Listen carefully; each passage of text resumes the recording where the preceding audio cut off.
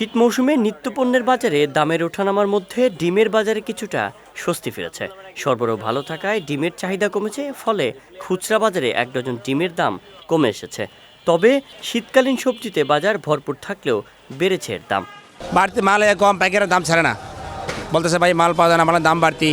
যেমন কবির দামই বাড়তি ওখানে, যেই কবি আমরা আগে কিনে আনছি 25 টাকা 22 টাকা 20 টাকা কিনে আনছি, 30 টাকা 28 টাকা বেঁচে হালাইছি। এখন কিনে পরে 40 টাকা খরচ, সব 42-43 টাকা পরে কিনেই। এদিকে ডিমের দামে স্বস্তির বিপরীতে মাছ ও মুরগির বাজারে তেমন কোনো পরিবর্তন নেই। গত কয়েক সপ্তাহের মতোই মাছের দাম চড়া রয়েছে। অন্যদিকে ব্রয়লার মুরগির বাজার স্থিতিশীল অবস্থায় থাকলেও সোনালী মুরগির দাম চড়া। বিক্রেতাদের দাবি, সরবরাহ কম থাকার ফলেই দাম বাড়তি। ব্রয়লারের দাম বাড়ে নাই, আগেও বাঁচতাম 190-80 নিচে বেশি না। আর সোনালী মুরগির দাম একটু বেড়ে গেছে, আগে 280 মাছি বেচতাম, 300 নিচে বেচা দেব না। আগের থেকে যেতে 20-30 টাকা বেশি মাছের দাম, কারণ ওই বাড়ার কারণটা হইলো ঠান্ডা, মাছ ধরতে পারতেছে না এক, আর মাছও পানি কমে গেছে তো মাছ কম।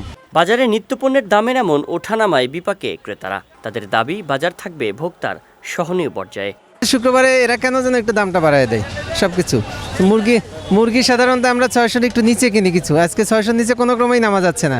আমাদের আশা তো সবসময় থাকবে, আমরা সামর্থ্যের মধ্যে থাকলে আমাদের সুবিধা হয়, আমাদের সুবিধা মানে সবার সুবিধা। প্রতিনিয়তই বাজারে একটি পণ্যের দাম কমলে আরেকটির বাড়ে, আর তাতেই হাঁসফাঁস অবস্থা হয় ক্রেতাদের।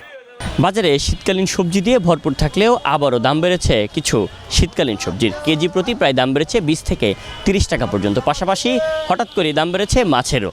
প্রতি কেজি মাছের দাম বেড়েছে 20 থেকে 30 টাকা পর্যন্ত। আর এদিকে ব্রয়লার মুরগির দাম স্থিতিশীল অবস্থায় থাকলেও দাম বেড়েছে সোনালী মুরগির। কেজিতে প্রায় 20 থেকে 30 টাকা পর্যন্ত বেড়েছে সোনালী মুরগির দাম। বিক্রেতারা বলছেন সরবরাহ কম আর সিন্ডিকেটের ফলেই দাম বেড়েছে পণ্যগুলোর। শায়ন সাব্বির, বিজয় টিভি, ঢাকা।